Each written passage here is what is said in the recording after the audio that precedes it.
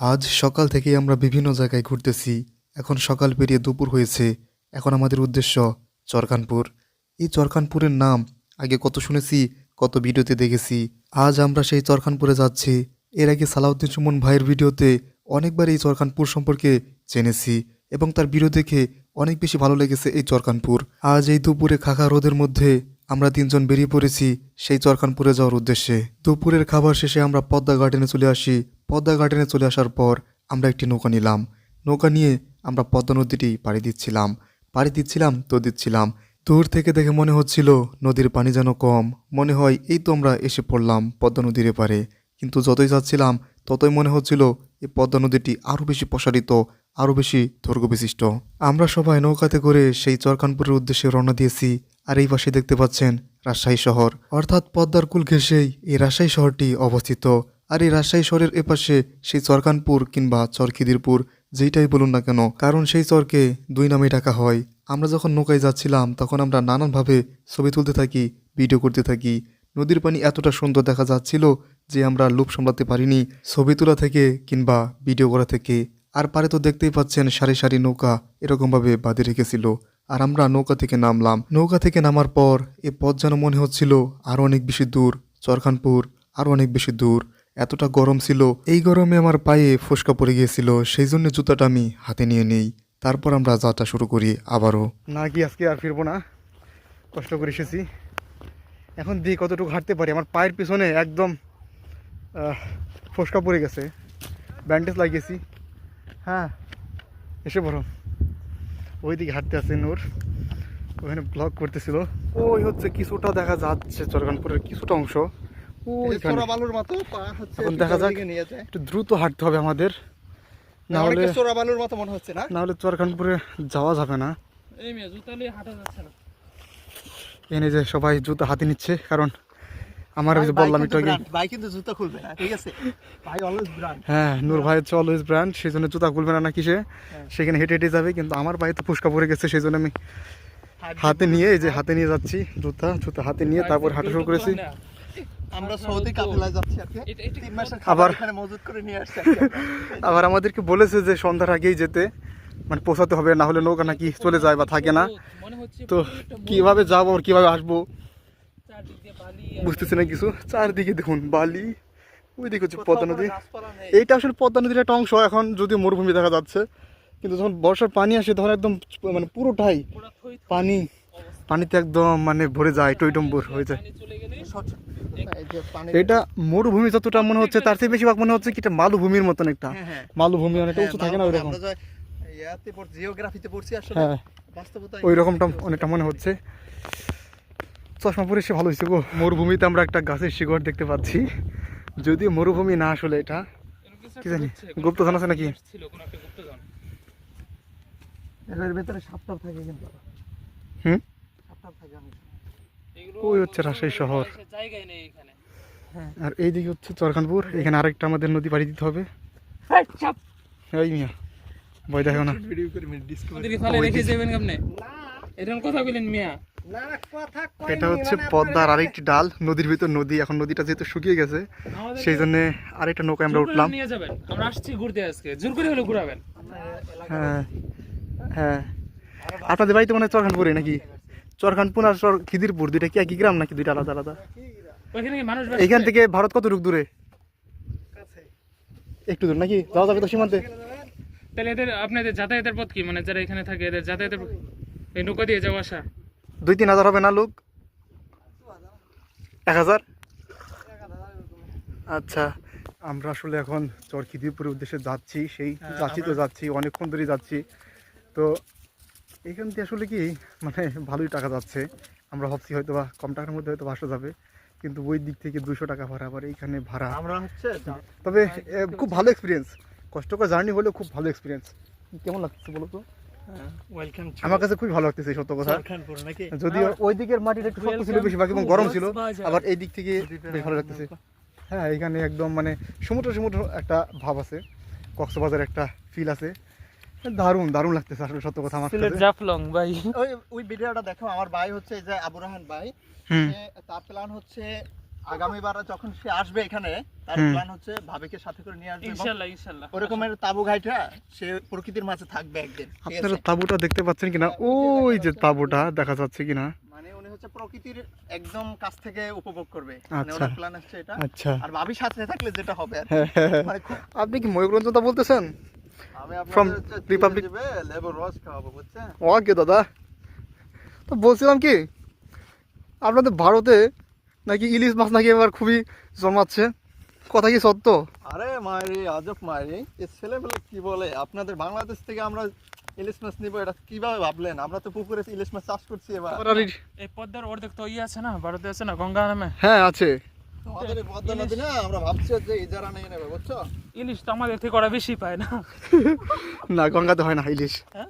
ইলিশ গঙ্গাতে হয় না, তেমন হয় একদম কম। মনক্ত পানি বেশি। আর এই পদ্মা তো এইখানে হয় না তো, পদ্মা নদী তো শুধুমাত্র রাজশাহীতে না, মুন্সিগঞ্জের ওইদিকে যে পদ্মা নদীটা আছে না, এই নদীটা তো গেছে এই যে এইদিকে একদম মুন্সিগঞ্জ, চাঁদপুর, হয়তো চাঁদপুরের দিকে যে গেছে ওইটা আর কি, বুড়িগঙ্গা নিয়ে। মাদারীপুর, শরীয়তপুর, বিশেষ করে চাঁদপুর আর কি, ওইখানে আর কি ইলিশ বেশিরভাগ হয়। খিদিরপুরের অনেকটা কাছাকাছি এসে পড়েছি, মানে হাঁটতে আছি প্রায় 1 ঘন্টার উপর হাঁটতে আছি, আর মানে একটা গাছ নাই, কিছু নাই। ভিডিও কোন দিক ভালো দেখে? বিদ্যুতের দিকে ভালোই দেখা যায়, এদিকে কিছু মানে গাছ আছে বলতে ছোট ছোট সবুজ গাছ দেখা যায়। হ্যাঁ বোঝা যায়, এটা হালকা দেখা যায়, এই দিকটা হালকা হালকা দেখা যায়। দেখা যাচ্ছে ভিতরে অবশ্য। না, হাইটা যাবো। এসেই পড়ছি, আর কি করবো। এই যাবো না, বাইকে যাবো না বলে আমাদের ধুলা দিয়ে গেল, দেখছো কেমন ফাজিল পোলাবান গুলা, দেখছো নাকি? হ্যাঁ, আর কুলাচ্ছে না গায়ে, মানে কতক্ষণ ধরে হাঁটতেছি আর ভালো লাগতেছে না। এরকম মরুভূমি থাকে। এখান দিয়ে মানুষ কিভাবে বসবাস করে, তারা চিকিৎসা সেবা কিভাবে নেয়, এখানে নাকি দোকানও নাই, কিভাবে কেমনে কি, মানে কিছুই মাথায় ধরতেছে না। এইভাবে মানুষ বসবাস করে, এই জন্যেই মানে আমরা যেভাবে আছি, মানে আলহামদুলিল্লাহ কোনো অভিযোগ নাই, এবং জীবন নিয়ে অভিযোগ করবেন না কখনো, কারণ আপনি যে জায়গায় আছেন সেটা কিন্তু অনেক মানুষের স্বপ্ন, এটা মনে রাখবেন। কি সুন্দরী না প্রকৃতি, তাই না? হেঁটে না আসলে তো বুঝতেই পারতাম না এত সুন্দর প্রকৃতি আছে আমাদের বাংলাদেশে। আমার সত্যি অজানা ছিল, চোখের সামনে যদি এই প্রকৃতি না দেখতাম তাহলে সত্যিই বিশ্বাস করতে পারতাম না। হাঁটতে হাঁটতে আমরা ক্লান্ত হয়ে গেছি, সেই জন্য দেখুন সামনেই একটা বাবু কি সুন্দর করে ঘুমিয়ে রয়েছে। তার ঘুম দেখে আমার বেশ লোভ হচ্ছিল, এরকমভাবে যদি আমি ঘুমাতে পারতাম, কারণ হাঁটতে হাঁটতে আমরা অনেকটাই ক্লান্ত হয়ে গেছিলাম। দেখতেই পারছেন আমরা ডিপ মেশিনে গিয়ে সেখানে আমরা মুখ ধুই এবং অনেক মজা করি, সবাই মিলেই পানি খাই এবং মাথাটাও ধুয়ে নিই, কারণ যেহেতু অনেক বেশি আমরা অস্থির হয়ে গেছিলাম সেই জন্যে। মাথা ভিজাও, মাথা ভিজাও, মাথা। Wow! অনেক ঠান্ডা লাগতেছে না? আমরা শেষ প্রায় 3-4 কিলোমিটার পথ পাড়ি দিয়ে এখানে এলাকার কাছাকাছি একটা চাষযোগ্য এলাকা, চাষবাস হচ্ছে এখানে। এখন গভীর নলকূপের মাধ্যমে এখানে পানি উঠানো হচ্ছে। আমরা একটু পানি খেয়ে ক্লান্তি দূর করলাম। সব মিলে এখন ভালোই লাগতেছে, একটু ঠান্ডা। অনেকক্ষণ হচ্ছে রোদের ভেতর দিয়ে হাঁটে আমরা হাঁপিয়ে গিয়েছিলাম, সো একটু পানি খেয়ে আবার আমরা সতেজ অনুভব করতেছি, আলহামদুলিল্লাহ। হাত মুখ ধুয়ে এবং পানি খেয়ে আমরা আবারও রওনা হই চরখানপুরের উদ্দেশ্যে। যদিও আমরা চরখানপুরের অনেকটা কাছাকাছি চলে এসেছিলাম, দেখতেই পাচ্ছেন সামনে যে পুলটা রয়েছে এটি চরখানপুরের একটি পুল। আর এই যে নদীটি দেখতে পাচ্ছেন এতটা সুন্দর দেখা যাচ্ছিল, যেন দেখে মনে হচ্ছিল এখান দিয়ে নীল পানি রয়েছে, আর মনে হচ্ছিল আকাশের সাথে যেন এই গ্রামটি লেগে রয়েছে, এই নদীটি লেগে রয়েছে। এই যে দেখতে পাচ্ছেন ছোট্ট ছোট্ট বাচ্চারা, এদের কাছে বিভিন্ন কথা জিজ্ঞাসা করি এই গ্রাম সম্পর্কে। আমাদের কাছে এই পুলটা এত বেশি ভালো লাগছিল যে আমরা এই পুলের মধ্যে বসে যাই, তারপর আমরা কথা বলি, বিভিন্ন ছবি তুলি এবং ভিডিও করতে থাকি। সত্যি পুলটা অনেক বেশি সুন্দর। তারপর আমরা পুল পারি হয়ে আমরা গ্রামে প্রবেশ করি। গ্রামে প্রবেশ করার পর আমি আরও মুগ্ধ হই, এত সুন্দর একটা গ্রাম হতে পারে কিভাবে সম্ভব। দেখে মনে হচ্ছিল সামনে যেন কোনো একটা প্রাকৃতিক দৃশ্য দেখছি। আমরা ছোটবেলায় অনেকেই বিভিন্ন প্রাকৃতিক দৃশ্য আঁকাতাম কিংবা সামাজিক দৃশ্য আঁকাতাম, দেখে মনে হচ্ছিল চোখের সামনে একটা প্রাকৃতিক দৃশ্য দেখছি, সত্যি মনোমুগ্ধ করছিল। আমরা রাস্তা দিয়ে দীর্ঘক্ষণ হাঁটতে হাঁটতে আমরা ভুলে গিয়েছিলাম আমরা যে জোহরের নামাজ পড়িনি। আর এই গ্রামে আসার পর আমরা মসজিদও খুঁজে পাচ্ছিলাম না, তারপরে আমরা এই প্রকৃতির মধ্যেই নামাজ পড়ে নিই। আমরা যেখানে নামাজ পড়ছিলাম এটি মূলত ভারত বাংলাদেশের একটি বর্ডার। আপনারা অনেকেই অনেক কিছু মনে করতে পারেন, আসলে আমাদের নামাজের উদ্দেশ্য ভিডিও করা নয়, বরং আপনাদেরকে বোঝানো আমরা যে কোনো পরিস্থিতিতে থাকি না কেন নামাজ কিন্তু বাদ দেওয়া যাবে না। এমনকি যুদ্ধের ময়দানে থাকলেও সেখানেও কিন্তু আল্লাহ তাআলা নামাজ পড়তে বলেছেন। তাই আমরা নামাজটি পড়ে নেই। আমরা মসজিদের ভিতর নামাজ পড়লে কখনোই ভিডিও করতাম না, যেহেতু প্রকৃতির মাঝে এরকমভাবে নামাজ পড়তেছিলাম, সেই জন্য আমরা নামাজের একটু ভিডিও ধারণ করি। এখন আমরা অবস্থান করছি ভারতে। এই সীমান্তটা হচ্ছে ভারতের। ওই যে সাদা নিশান দেখা যাচ্ছে, সাদা বা লাল নিশান। এই পাশে হচ্ছে ভারত আর এই পাশে হচ্ছে বাংলাদেশ। এই যে বাংলাদেশের চরখানপুর, এটা হচ্ছে চরখানপুর বা চরখিদিরপুর। মানে আমি এখন যেখানে দাঁড়িয়ে আছি এটাই হচ্ছে ভারত। ওই দিকে হচ্ছে বিজবি ক্যাম্পাসে। তো এখন আমি এবার বাংলাদেশের সীমান্তে এসে পড়লাম। এটুকু হচ্ছে ভারত আর কি। ওইখান থেকে হচ্ছে না করছে, তারা মানা করতেছে যে ওইদিকে যাবেন না, কারণ ওইদিকে গেলে নাকি বিডিআররা মারে, গুলি করে। এরা নাকি কয়েকজনকে গুলি করেছে। আর বর্তমানে তো জানিনি ভারত বাংলাদেশের যে সম্পর্কটা সেটা কিন্তু বেশ ভালো নয়, বেশ খারাপ একটা সম্পর্ক। মানে কী সুন্দর দৃশ্য, মানে মনে হচ্ছে চোখের সামনে একটা প্রাকৃতিক দৃশ্য দেখছি। মানে আমার কাছে সত্যি মনে হচ্ছে এত সুন্দর একটা গ্রাম হতে পারে। যদিও আমাদের কাছে এটা আসলে দেখতে সুন্দর, কিন্তু যারা এখানে বসবাস করে তাদের জীবন মানে খুবই দুর্বিষহ বা কঠিন, আমাদের চেয়ে অনেক বেশি কঠিন জীবনটা। তবে এই জীবনটাকে যদি আপনি সুন্দর করে নিন বা সহজভাবে নিন, তাহলে কিন্তু অনেক সুন্দর এবং মজা পাবেন। এই জীবনে সুন্দর, মানে এই জীবনই সুন্দর আসলে। এত টাকা টাকা টাকা দিয়ে কী হবে বলুন তো দেখি? এরকম জীবন লিড করতে পারলেই তো হলো। কাজ করব, খাবো, এরকম দেখুন যে শিশুরা কী সুন্দর করে মানে নদীতে খেলাধুলা করতেছে, দারুণ। এই যে এই পাশে হচ্ছে ভারত আর এই পাশে হচ্ছে বাংলাদেশ।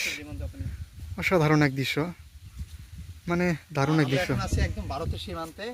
ওপার এই যে লাল ফ্ল্যাগ দেখা যায়, ওই যে ফ্ল্যাগটা দেখাও, ওই ফ্ল্যাগের অপর প্রান্ত হচ্ছে পশ্চিম অংশ হচ্ছে ভারতের অংশ, আর এই পারটা হচ্ছে আমাদের বাংলাদেশের অংশ। এখানে আমাদের একদম সীমান্তবর্তী এলাকায় বাঙালি যে মানুষগুলো আছে, তারা প্রান্তিক এলাকায় খুব কষ্টের সাথে বসবাস করে। আহ, কি সুন্দর দৃশ্য, তাই না? এই দৃশ্য দেখে সত্যিই পরাণটা জুড়ে যাচ্ছিল। আর শীতের যে স্নিগ্ধ বাতাস সেটি আমাদের গায়ে লাগতেছিল। যদিও দুপুর ছিল, দুপুর গড়াতে গড়াতে বিকাল হয়ে যাচ্ছিল, আর বাতাসটাও বাড়তে থাকে। এই বাতাসটা যখন গায়ে লাগতেছিল, সত্যিই মনোমুগ্ধকর অনুভূতি জাগতেছিল মনের মধ্যে। মনের মধ্যে একটু উৎসাহ নিয়ে ভাইকে বললাম, আমরা ভারত বাংলাদেশের একদম যে মেইন সীমান্ত সেখানে যেতে চাই। ভাইও বলল, ওই যে দেখতে পাচ্ছেন পিলার, সেখানে যান। তবে একটু ভয় আছে, কারণ বিএসএফ যদি দেখে তাহলে আপনাদেরকে লাঠি পেটা করতে পারে কিংবা গুলি করতে পারে। তার কথায় আমরা বেশ ভয় পেলাম। এমনকি ওই ভাইরাও অনেক বেশি ভয় পেল। তারা অনেকেই আসতে চাচ্ছিল না, তারা বলতেছিল দূর থেকেই দেখ, কাছে যাওয়ার কি দরকার। এমনকি এখন আমরা যেখানে হাঁটতেছিলাম এটাও কিন্তু ভারতীয় একটা সীমান্ত, কিন্তু আমরা তো নাছরবান্দা, আমাদেরকে যতই ভয় দেখানো হোক তারপরেও তো আমরা যাবই। যেহেতু ভারত বাংলাদেশের সীমান্ত, সেখানে বাংলাদেশের সীমান্তও তো আছে, তাহলে তো যাওয়াই যায়। কেননা আমরা আমাদের বাংলাদেশের সর্বশেষ সীমান্তে আমরা যেতে পারবো না? কেন যেতে পারবো না? সেই সাহস নিয়ে এবং মনে কিছুটা ভয় নিয়ে আমরা সেখানে চলে গেলাম। এবং দেখতেই পাচ্ছেন এটাই সেই পিলার, ভারত বাংলাদেশের পিলার। সেখানে আমরা বেশিক্ষণ দেরি করিনি, আমরা চলে এসেছিলাম গ্রামের ভিতরে। গ্রামের ভেতরে পরিবেশটা তো দেখতেই পাচ্ছেন, প্রত্যেকটা বাড়ি ছিল টিনের ঘর কিংবা সনের ঘর। তারপরও দেখতে এতটা সুন্দর লাগতেছিল যেটা কিন্তু বলার বাহিরে। তারপর আমরা সামনে দেখতে পাই দুইটা বড়ই গাছ। দুইটা বড়ই গাছে এত এত বড়ই দেখছিলাম যেটা দেখে রীতিমতো আমি অবাক হয়ে গেছিলাম। তারপর রায়হান এবং নূর বলল, চলো আমরা বাড়ির লোককে বলে বড়ই খাই। তারপর যখন তাকে আমরা বললাম যে আমরা বড়ই খেতে চাই, বাড়ির লোক বললেন কোনো সমস্যা নেই, আপনাদের যতগুলো দরকার ততগুলো খান। দেখুন, আমরা শুধু একবার বলেছি আর তারা স্বীকার করে নিয়েছে এবং আমাদেরকে পেরেও দিচ্ছিল। যে মানুষদের মন এত বড়, আল্লাহ তাআলা তাদের দয়া করবেন না তো কাদের দয়া করবেন? বড়ই গাছ থেকে আমি শুধু একটা কথাই বলছিলাম যে এটা কোনো সাধারণ ব্যাপার নয়, গাছে এত বড়ই, এটা কোনো সাধারণ ব্যাপার নয়, এটা আল্লাহর বিশেষ রহমত। আল্লাহ তাআলা বিশেষ রহমত না থাকলে এত বড়ই কখনোই ধরতে পারে না। কারণ বড়ই গাছের মালিক বলতেছিলেন, যারা এখানে দর্শনার্থী আসে তাদের প্রত্যেকে কিছু কিছু করে আমরা বড়ই খাওয়াই, সেই জন্যই হয়তো আল্লাহ তাআলা তাদের গাছে এত বেশি বড়ই দিয়েছে। তারপর আমরা গ্রামটি ঘুরতে থাকি যতটুকু পারি। তারপর বেলা গড়িয়ে আসছিল, আমাদেরও যাওয়ার সময় হয়ে আসছিল। অবশেষে আমরা আবার নদীর ধারে চলে আসি এবং গ্রামটিকে আরও একবার ভিডিও ক্যাপচারে তুলে ধরার চেষ্টা করি। তারপর আসার সময় আমরা দুটি বাইক নেই, যেহেতু অনেক বেশি বেলা হয়ে গিয়েছিল। বাইকে চড়ে আমরা গ্রামের দৃশ্যগুলো দেখতে দেখতে আসছিলাম। কি সুন্দর দৃশ্য, তাই না? এই যে মহিষ, সামনে সামনে লাঙ্গল, এগুলো তো বর্তমানে তেমন দেখাই যায় না গ্রাম অঞ্চলে। বর্তমানে গ্রাম অঞ্চলে ট্রাক্টর এসে গেছে, এমনকি উন্নত প্রযুক্তির ছোঁয়াও লেগে গেছে গ্রামে, কিন্তু তারপরও এগুলো দেখতে বেশ ভালো লাগতেছিল। গ্রামের এই দৃশ্যগুলো দেখে গ্রাম থেকে যেতে মন চাচ্ছিল না, কিন্তু যেতে যতই মন না চাক আমাদের তো ফিরতেই হবে, কারণ আগামীকালকে নূর বাড়ি চলে যাবে, টিকিটও কেটে রেখেছে। সেই জন্যে আমরা আবারও চলে আসি। তারপর সাহেব বাজারে এসে রাজশাহী কলেজে একটু ঘোরাঘুরি করার পর আমরা চলে আসি আমাদের মেসে। সত্যি আজকের ভ্রমণটি অনেক বেশি সুন্দর ছিল। এ ভ্রমণটি সারা জীবনই মনে থাকবে।